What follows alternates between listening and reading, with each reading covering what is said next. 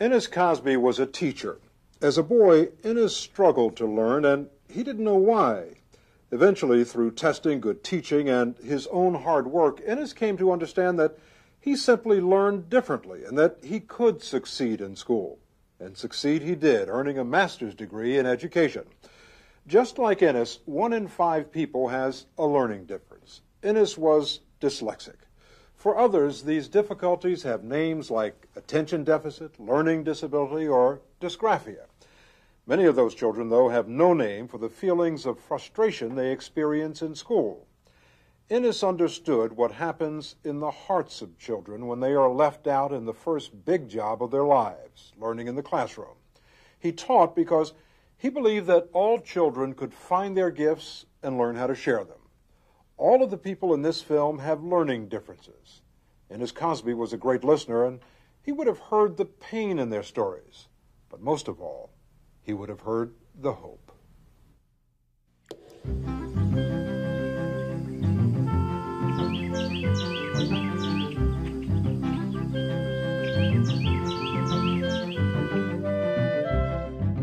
Being in that second grade reading group, and I was in the lowest, and knowing that you weren't going to climb out of that, knowing you weren't going to go, was in some ways a mark. It left this mark on you. It was embarrassing because of the labels they put on you. And so you didn't want people to think you were stupid. I wasn't verbally strong. I was very quiet. I was very, I didn't really think a lot. I would just do things, be really impulsive. What I had the most difficult time doing is sitting down and putting pen to paper, because it's such a slow process for me. My mind would work so much faster than my ability to write. And being a stutterer, I couldn't help my teacher assess my learning except through written examinations. For me, the words just didn't seem to come off the paper right. And that was, to me, now looking back on it, that was kind of the small problem. The big problem was my self-esteem, because I thought everybody else was smarter than me because they're better readers, they're better students than me. So to be honest with you, I lost interest in school. I didn't want to go to school. What do I want this frustration for? I was angry and I didn't want to learn. It was only recently that my own mother said to me, "Isn't that something? We just thought you were stupid." Me and my mom were in a lot of fights. I just was like, why does this have to happen to me? Why? Everybody else there is perfect, and I'm just not.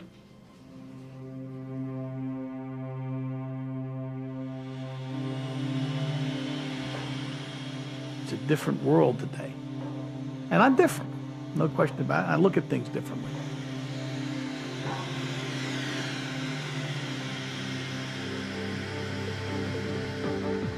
As chairman and CEO of one of the nation's largest bank-owned finance companies, my guest is responsible for over 7,000 employees and more than $40 billion in assets. His creative approach has given him a true edge in business, but this advantage actually grew from necessity. Joining me now, Don Winkler. He's the chairman and CEO of Finance One. And welcome, Don. Thank you for coming. Good to be here. I mean, most people today take things for granted that I look at and say, gee, I have to really understand more about that. I have to ask more questions. So I ask a lot of questions, and the asking of which sometimes lead to breakthroughs in people's thinking, including my own. When you were working at Citibank in Greece, you actually put in one branch the president there in the lobby of the bank. And lo and behold, profits increased by 5,000% by the time all was said. Here I'm in Greece. And we said, what is the one principle to really get to understand how you can do better business and faster business? And the principle was to get the decision maker closest to the customer. And he said, gee, I can get these transactions done 4 times faster. I need only to do this, this, or this. My goodness. It was amazing. It's one of the biggest success stories I've ever had. Now, where did it come from? A learning difference? Yeah, probably did, because I look at things differently, right? It wasn't, he was at the top. Here's where the customer was. We just took him from here down to here.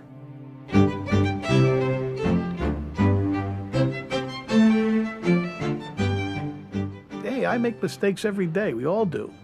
Mine are very visible because they deal with, language and language skills that today give me the same problems as they were when I was back in the third reading group.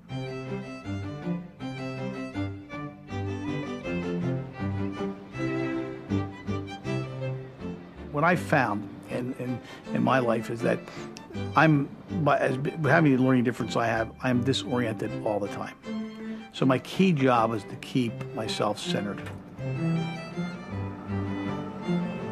I've disciplined myself to go to bed at 9 o'clock. Go to bed at 9 and get up at 3. Now why? I have to get ready to compete. I may have to warm my eyes up. So I have some eye charts that I use to warm my eyes up some days.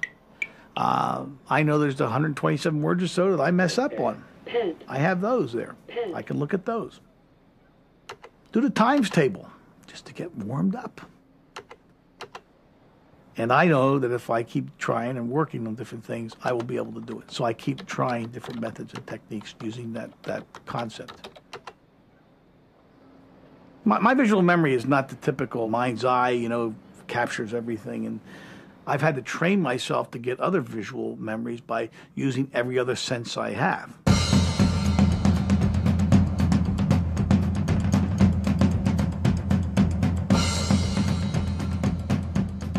People would say, that's pretty stupid. What is that guy doing out there laying in the field of daffodils? Well, I was out there trying to taste, feel, touch, and capture that visual memory.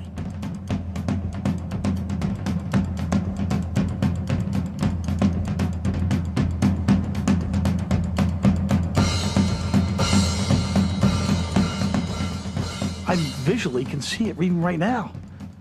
Now, can I tell you scientifically what happens? Can I tell you it's a cognitive memory? Can I tell you my one side, the left side versus the right side? I can't explain it to you. I have no answer. I just know that if you experiment enough, you can accomplish a lot, going from the third reading group to the first reading group. When I was growing up, I loved to sing. And the place where you could sing was church. And so when I went to church, I would go and I would sing, prayers to the Lord, and would cause a disruption. One day, my minister came over to me and sat down with me and said, why don't you come over on Thursdays when we're putting together what we're going to sing for Sunday? And I'll go through the songs with you. We can underline some of the words here in a hymnal, and you can take the book home. I said, take the book home? You're not allowed to take books home from church. No, you can take the book home and you can practice, and I'll never forget it as long as I live.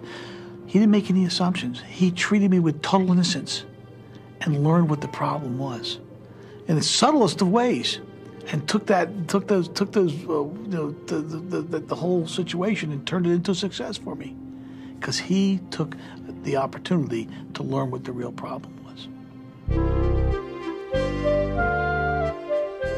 That thing about being stuck there in the third reading group has provided more positive impetus for me than anything else could have happened. In industry today, people like to be around me. They ask me to other businesses in and out of the bank, ask me to come visit with them. You know why? They want my creativity. And you know what? It's a gift I've gotten from my learning difference. Thank you very much for being here. Thank you. Your show. Thank you. It's good to be here. My name's Don, so Mr. Winkler. Now, when I walk into a classroom, whether it's for kids with learning differences or just kids in general, I have to think of the four-letter word, hope. Role model. When I go, I think of that. I think of, here for a kid that has a learning difference, here's hope for you. I sat, when I was your age, in the same seats that you're sitting in today. When I go to schools, a candor develops between us. And what I find is that the kids open up to me.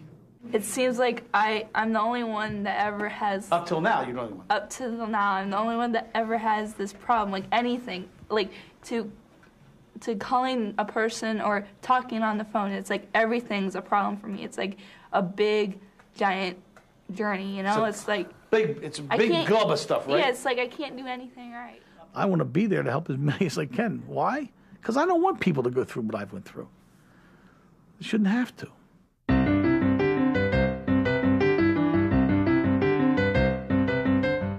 little Henry Winkler wanted to do well, but it was reading, it was spelling, it was math, you know, it was retaining, it was focusing.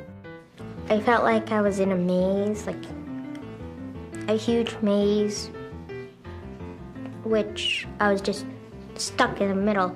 If it started out in reading and with a learning difference in reading, then it became about how I looked at some point. It became about being long and tall and awkward and lanky and clumsy. And it became, it had an effect on even my athletic prowess. It had an effect on everything. No matter how hard I worked, I wasn't going to get the grades that the other kids in the class were getting. And I never could figure out why. I mean, I really couldn't figure out why. I mean, I really believed early on that it was a matter of guessing what the teacher wanted, you know? I mean, I just never guessed right. I didn't have a lot to say. There weren't very many words. There were certainly no big words. And we all are more vulnerable. And in a way, probably more sensitive than we would be if we hadn't had the difficulties or the differences. I never went to anyone and said I can't read. Like spelling and reading were like a spider that like crawled up my back and just sat there. You know, when it got to my turn to read, I started reading. And I think I made it past the 6th or 7th word. And then the teacher said, next. And boy, I never, ever, ever will forget that. That was, I wish he would have just come over and just slapped me. I could have took that much better. I said he might be, but anything.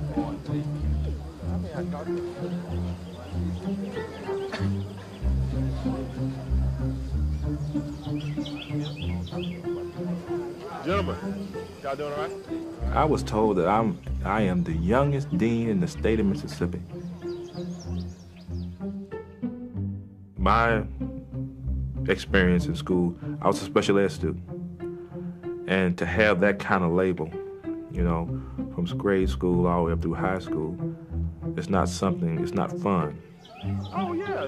And then, you know, it doesn't help to have Troy Brown, because Troy Brown can rhyme with a lot of things. You know, Brown, coolest guy in town, whatever, you know. Town always seems to wind up in it somehow or another. But, you know, it was Troy Brown, the dumbest kid in town. The special ed class was downstairs in the basement, so I would wait for the bell to ring.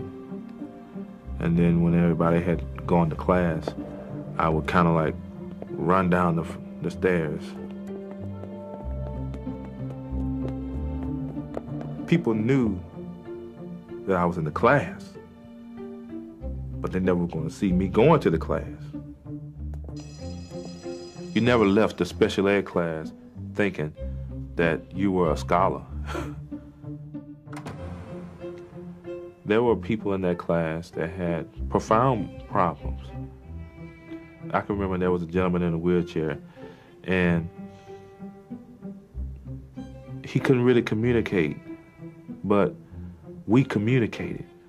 We had a dialogue with one another because I think we both felt that this class wasn't something that was helping us. That experience has helped me to be a little bit more sensitive.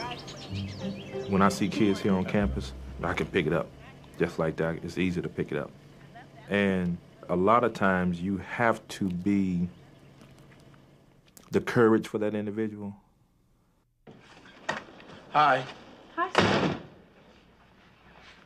Is something wrong? Me.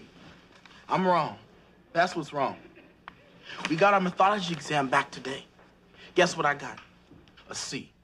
You know, you have these key people at certain points in your life, and they do little bitty things that have such a large impact. And as we told you before, as long as you work hard and study. Dr. Bill Cosby was asked to be the commencement speaker at Russ College, and I wound up driving Dr. Cosby. You know why? And so we were on our way back to Holly Springs, and I just commended him on a show that he had done with Theo. And he was highlighting Theo and his struggle to learn, because Theo was playing a character that had dyslexia. All I want to know is why. When I think I know everything, I can't even answer anything right. Now, maybe this And come to find out, it was a story about his son, Ennis. And so at that point, I kind of felt comfortable in opening up to him, and I told him the problems that I was having. And it kind of really, the magic kind of took off then. He goes into the gymnasium, and he goes up to the podium, and I'm standing off to the side. What's the young man's name who drove us here? Troy Brown. Troy Brown? Is Troy here? Troy, will you come up here, please? I had no idea why he was calling me up to the stage, because, see, that wasn't in the script. So I was just trying to figure out, why is he calling me up to the podium? What did I say? Educational side. So he called me up there, and I stood beside him. He said, Troy is dyslexic. and that just knocked the breath out of me, because at that point, I hadn't shared that with anybody. Troy is dyslexic. Came here with an awful lot of differences about himself, about his family. I said, my goodness, this man has blown my cover. And I really didn't know how to accept it at first. You know, I really didn't know how to accept that. I didn't know how my friends were going to accept it. But it gave me an opportunity to accept it. I want you to take this off of me. This is mine. But I want to present it to Troy. And I want Troy to wear mine along with his at his graduation from the University of Mississippi. I think from that point, the healing started to take place.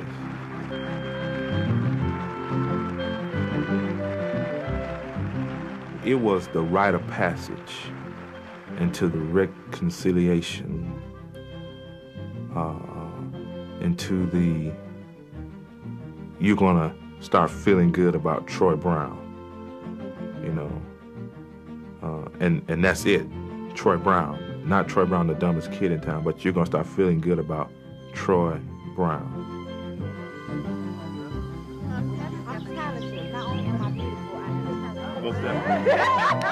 I work between 12 to 16 hours a day, and depending on the crisis, I guess you could say, it may be longer than that.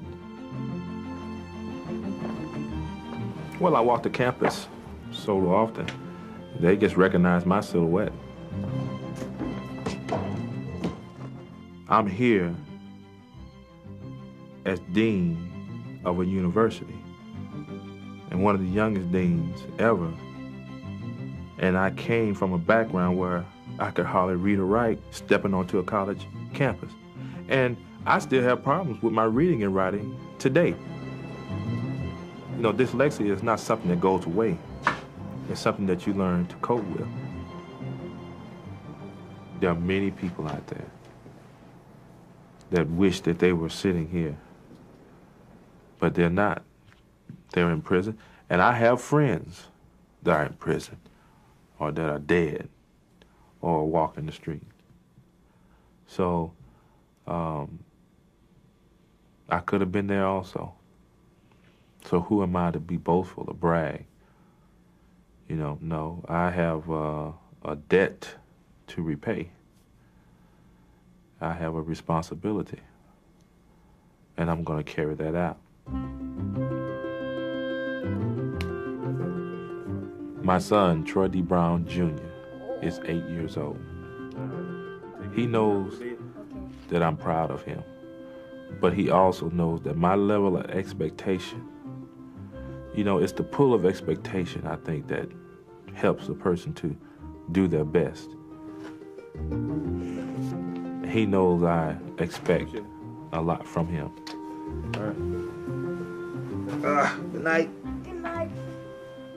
It's not a happenstance situation.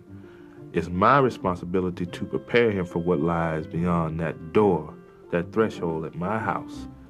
I'm the person responsible for making sure that he's prepared to deal with it.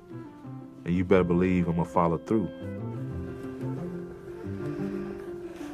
He's Troy Brown Jr., and no one has ever called him the dumbest kid in town. My parents really helped me a lot during school, and I don't think I gave them enough credit for it, but they were basically the driving force behind me. They're the ones telling me, don't give up, don't give up. My parents always believed in me because they would do anything just to let me have a good education. If you have a child that has this issue, you have to become the advocate for that child. Nobody else is going to do that. Acknowledging. Acknowledging without being embarrassed is the first, largest, most important step on the face of the earth. I owe all this to my mom. I mean, I want to dedicate this to my mom because she just turned my bad life into a great life now. Yeah, my parents have been incredibly supportive my entire life to all my endeavors.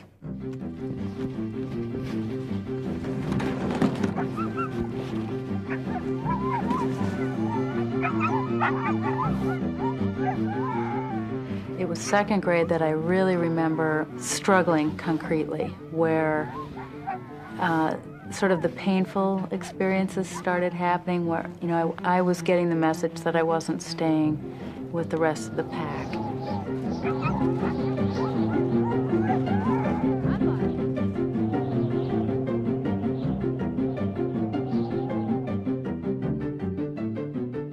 In the outdoor community, I'm known as the first and only woman to go across the ice to both poles. No other woman has done this yet, so it's a very small club. This is exactly what I do best. I feel really good doing it. I feel, you know, scared to death in a classroom. I always say that my mother was my best advocate in those early years because she seemed to know that there were other things going on, and I was extremely expressive physically.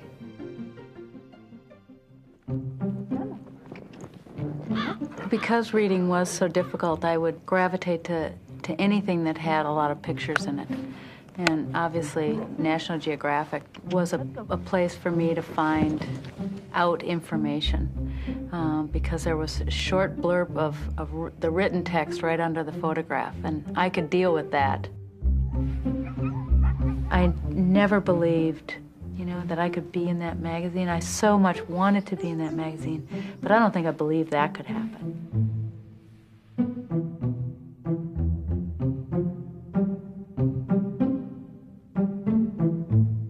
Seventh grade, 2 teachers volunteered to tutor us. One was a very good athlete, and she got this idea that the 4 of us would go skiing. And the science teacher, she would go skiing with us. She had never been on skis before, and that I would be the teacher.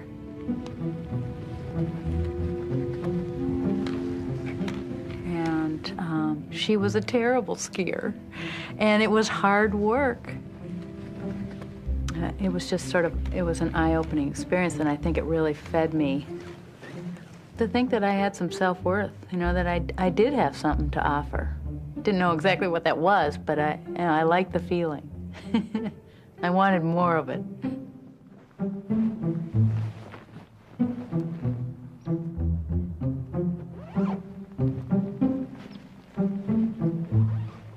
I think it was 9th grade when the teachers started this journaling exercise, and I was so resentful of this. I thought it was just hogwash to write every day in this book. And so I was very resistant to starting this whole thing, and by the end of the term, I was hooked. And I've been journaling ever since. I wrote in my journal on the North Pole that I would hide my tears behind a face mask on a cold day, and it's astoundingly perfect for my experience for school. I mean, it totally resonates for that experience all those years. Absolutely.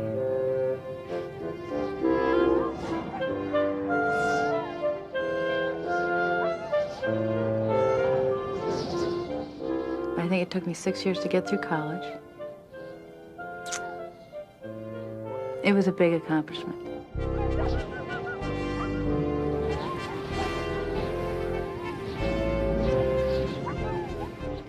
Where the realization happened, I was on the Arctic Ocean, working a dog team all by myself. We're all struggling. And as I pull the line back, my feet come right out from under me, I fall right on my tush, really hard on the ice. And I'm so tired, all I want to do is just cry. And I'm so tired I can't even cry. And I say, you know, if I can get through college, I can get through this trip and get to the North Pole. And I'm kind of, you know, in the pity bag. And it is the realization that sort of ends up to be, in some ways, my mantra to this day. College was much more difficult. These polar trips and the things that I'm doing now are a direct result of my struggle in school.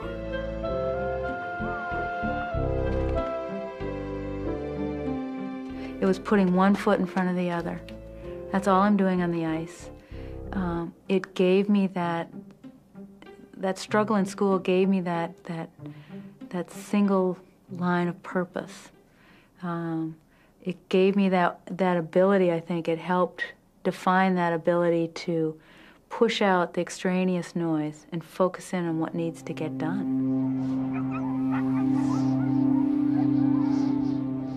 I have learned as a result, I think, of my struggles in schools to take my weaknesses and acknowledge them, and that's been a hard lesson, and utilize them so that in actuality they're really a strength. As 6 adventurers from different parts of the world stand where the lines of longitude of all countries meet, we believe this journey stands for hope. Hope that our seemingly impossible goals can be met by people everywhere. I don't mind being alone, but I hate being lonely. And the learning difference sometimes separated me so much that I also felt lonely. And I finally realized I never was doing this alone. I thought I was. I was hell-bent to do it alone. But I wasn't alone. And I didn't do it alone. I didn't get through school by myself.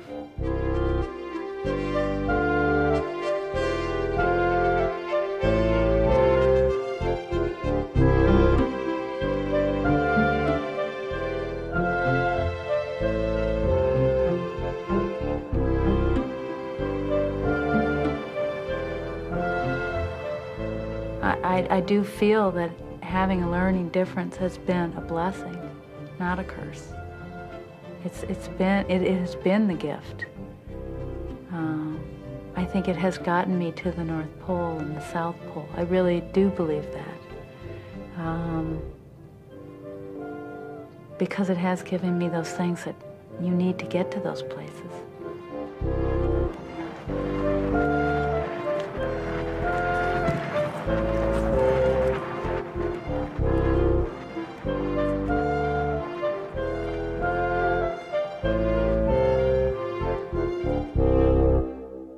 I look back on my younger years and my development, me as a human being, as Bruce Jenner. My greatest gift in life was being dyslexic. You know, and the reason I say that, now I wouldn't have said that when I was in 4th grade sitting there in class, but today I can say that. It's because it made me different than anybody else. It made me special. I think it served me because it kept me more of an open thinker. It forced me to go into the other realms of understanding the other aspects of our intelligence.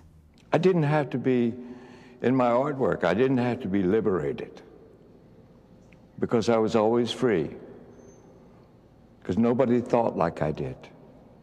I began to write poetry sometime before high school, and that's how I was expressing myself. But I showed it to no one.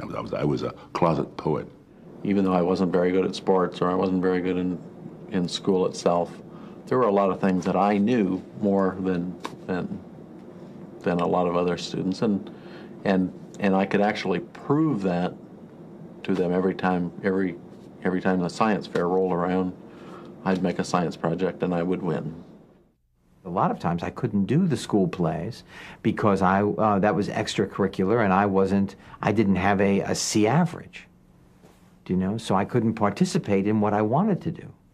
It was hard because the teacher used to correct papers and they were all like check, and then the teacher would bust out the red pen for my work and for spelling and things. It was just red everywhere. I didn't care really anymore because so much red was on my paper that I just didn't care anymore. Maybe you have a gift that's going to get squelched because you don't feel good about yourself and you're not going to be able to give your gift, your individual gift, to the world in any way, shape, or form because you're walking around trying to hide yourself. In high school, we would read these novels, you know, like The Octopus by Frank Norris about the Grange Wars. And all these guys, you know, they were all writing in the margins. They were writing similes and metaphors, but they were reading between the lines. I couldn't read the line, let alone between them.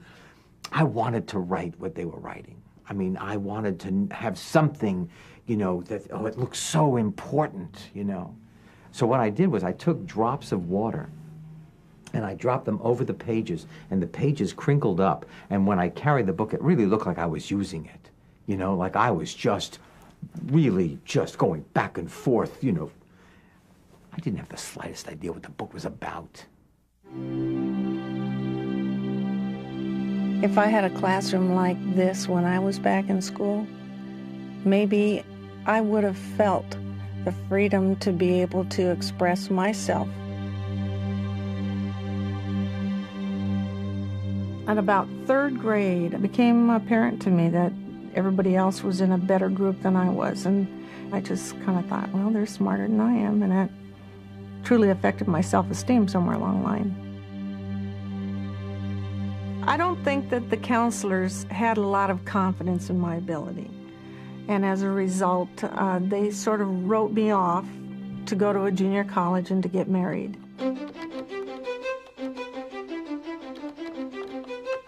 I later decided to get my master's degree almost solely on the basis of the fact that how dare anybody make a presumption that I can't do whatever it is that I want to do. I'd probably have turned around that feeling of anger and used it in a positive way because I'm a very stubborn person who doesn't like people to tell me what I can and can't do. Now, if you walked in the door to my classroom, you would see a full working space station model. We have full hydroponic labs, which feed lettuce to the school cafeteria. I teach at a public school that has the same type of funding as all public schools. Private funding is not that difficult to find if you have a vision of what it is that you want to do. I've been making unusual classroom environments my entire teaching career. I've never worked within the realms of the four walls. I've always worked within the realms of the ceiling as part of the environment. Godzilla hangs over my desk to subtly remind them who's in charge. I probably gear my program mostly to that person who is having difficulty understanding why they're in school. They've already tuned it out by the time they get to me. By the time I get done with them, they will look at school in another way.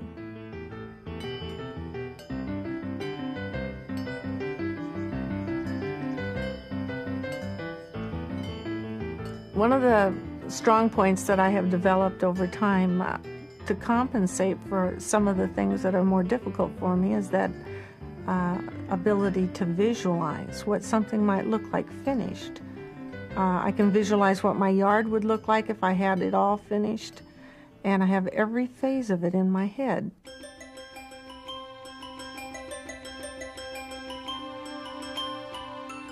My little village that I have in my house, I put up right after Thanksgiving, and I leave up through the winter. And it's kind of like my little escape thing. I create worlds.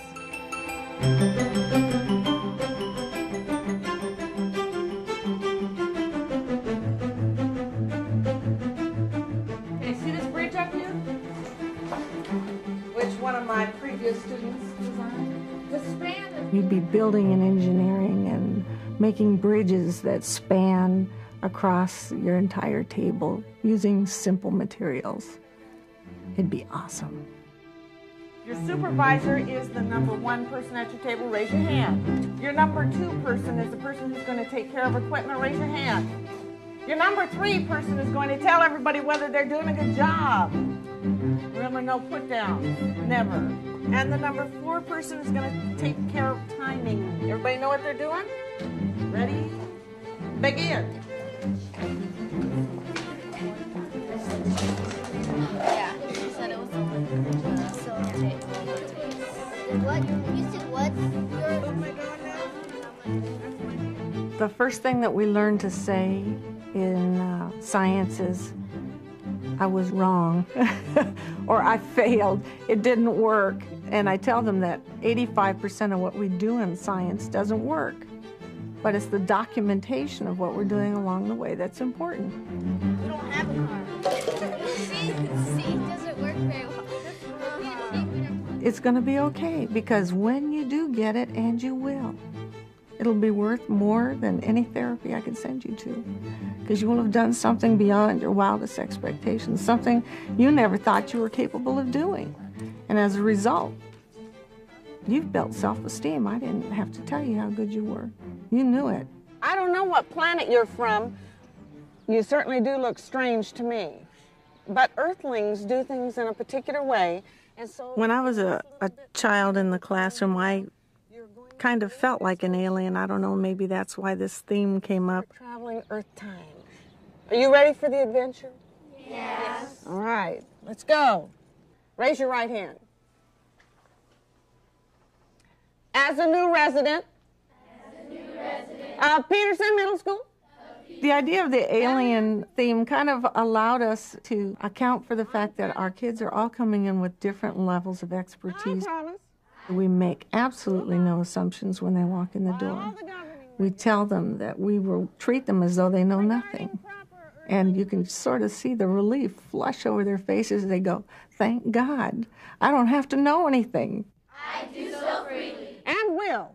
And will. Work hard. You're going to start off, and we will teach everything that we have to tell you in such a way that you will get it. Self-esteem is built on achievement, not through my perception of how they're doing. They have to feel it down to their toes that this is the very best thing they've ever done in their whole life. And every day that they walk into my classroom, I expect what they do to be better than it was the day before. Welcome to the world. Wipe those feet. Science, we had to take notes and things. I was awful at that. And school now is doing 2-column notes. And you would like have to fold a piece of paper in 2 columns, and you would write it, and write the main ideas, and then details. Details are probably what you were writing about, kind of definitions. Use highlighter, yellow for the details, and the main idea, we would have pink highlighter. I feel special because I've learned all these things, and I know that that's going to help me in life. I amaze myself because, like, I do stuff that I don't even know, I thought it wasn't even possible. If you can teach them how to learn their way, and they know how to learn, they will be able to go do anything they want to do. It's just knowing how to do it, how to work with me and how to work with teachers. It's just knowing, like, how my brain thinks. Learning now is like a dream come true. It's like, woohoo, you know, I mean, it's just awesome. It's like eating ice cream. Like, when a hot day, you just need something to cool off, so you eat ice cream, and that's like, oh yes, you know, and it's just like that. It's like eating ice cream. It's like, ooh. I remember times when I used to lay in bed and just wonder, why can't I read?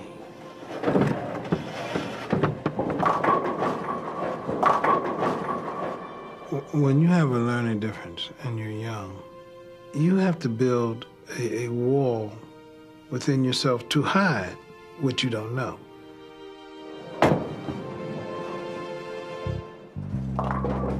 I'll never forget this student in the reading class. He decided to come up with a spelling bee. I wanted to get out of the crowd and just escape, but I was the first person he asked to spell a word, which was sky. He said, how you spell sky? And I said, S, and I couldn't think. So he said, well, you dumb.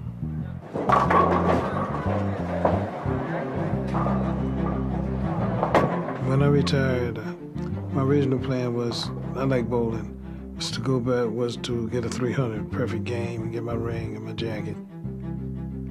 But my wonderful nephew had other plans. He said, oh, why don't you go back to school? And I said, go back to school?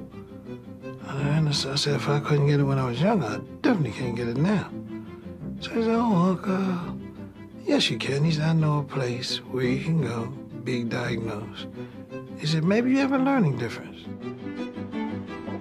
So I said, okay, nephew, I'll do it for you. And when I went to find out what the damage was, well, what the diagnosis was,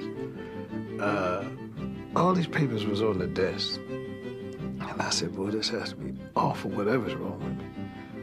And they said, you're dyslexic, and you can be taught. And that was the best news that I ever heard in my life.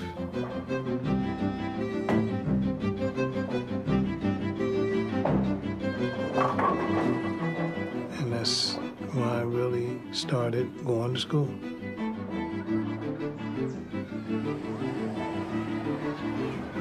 I'm like a 56-year-old kid. I'm enjoying it. I'm having fun.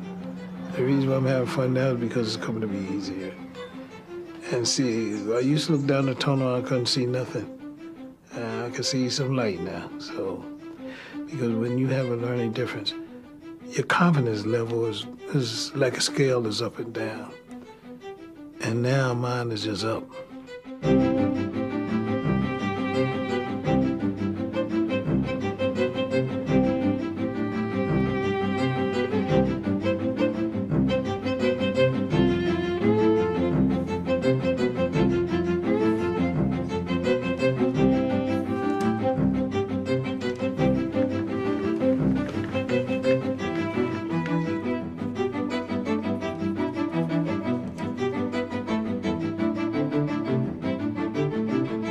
The wall is gone, and all it is reality, and I'm looking towards my degree. That's all that's on my mind as far as my academics and the wonderful family support I have.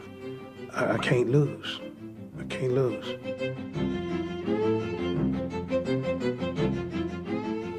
I might put in maybe about 12 hours a day from school to study.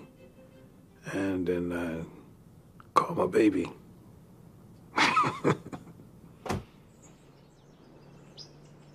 Going back to school was, it was painful. Leaving home, it puts a little hurt there in the heart.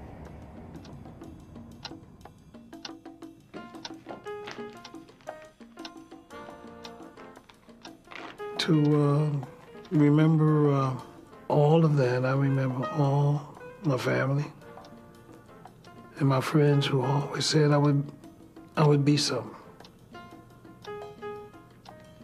They were right. Once I received the proper help that I needed, there's no stopping. I'm still receiving a good education. And it takes a lot. I put a lot of time in. but I don't regret it because it's due to me.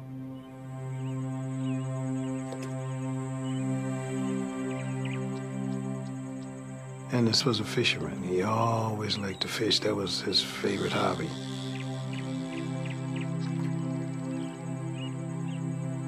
Ennis enlightened me, and I really appreciate what he brought forth for me. Probably if it wasn't for Ennis, I would have went to my grave not ever knowing that I could learn. Ennis Cosby tutored me for around 4 summers. I don't know how to explain this. Ennis just loved teaching kids in general. Ennis just had fun teaching. And if Ennis was here right now, he'll probably be a teacher. He'll be tutoring me in the summer or something, so it'll be pretty fun.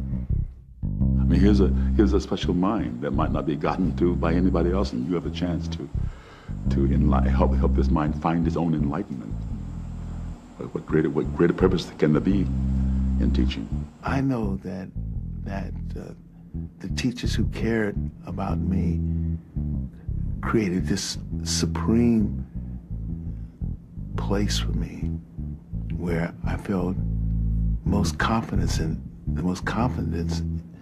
I'd ever felt. And finally, I heard in the world of education the term come up, learning differences. And I said, okay, now that one I'll buy. That is true, and it is so important that we see ourselves that way.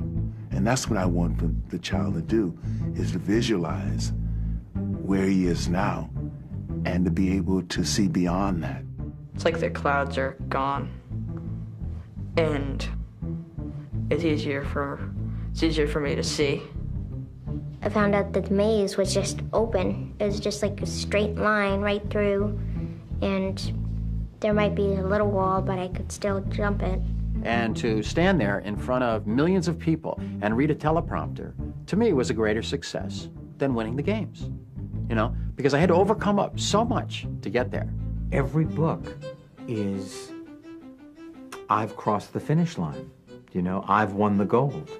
And they, when I look at them, I have a great sense of pride, a great sense of accomplishment, you know, that I don't have in a lot of other things. I don't look at my career and go, wow, I've accomplished so much. But when I look at my books, I think, wow, this is great. This is terrific. Like if you keep running, you'll finally finish the end line, and you'll finally reach the end line, and maybe you'll get a trophy for being in first place, and maybe you won't, but still, it's just a great feeling that you actually finished the race.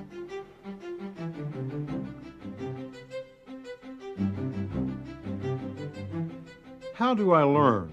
Please teach me so I can turn time from a rock into a free-flowing mountain river on a hot day. That's how I learn. Like honey, may the sweet flow of the river last so I can get past this rock of a class. Ennis Cosby wanted all children to feel that learning could be like the sweet flow of the river that he writes about in his poem Patience. Unfortunately, many children with learning differences still don't receive the understanding or teaching that they need, and this affects all of us. It no longer has to be this way.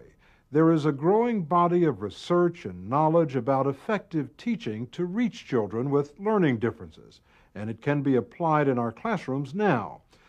The people in this film all found ways to share their gifts in spite of their difficulties in school, but many more have never had the chance. It is for them that Ennis Cosby's words resonate the most. How do I learn?